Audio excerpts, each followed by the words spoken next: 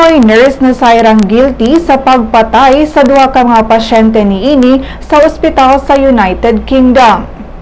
Ang Pinoy giilang si Victorino Chua, 49 anyos. Giingong si Chua nag-inject og makamatay nga insulin levels ngadto sa saline bags ug ampule sa mga biktima.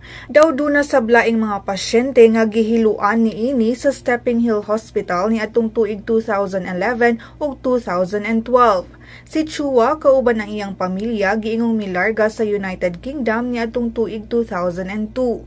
Gawas sa kasong pagpatay, nalambigit sab kini sa pag-forge sa iyang mga papeles aron makatrabaho sa usa ka care home sa UK.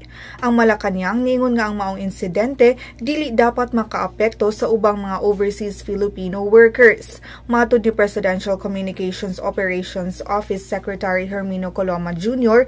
nga duna pay daghang mga industry ug excellent Filipino workers nga mga gidayeg tungod sa ilang abilidad.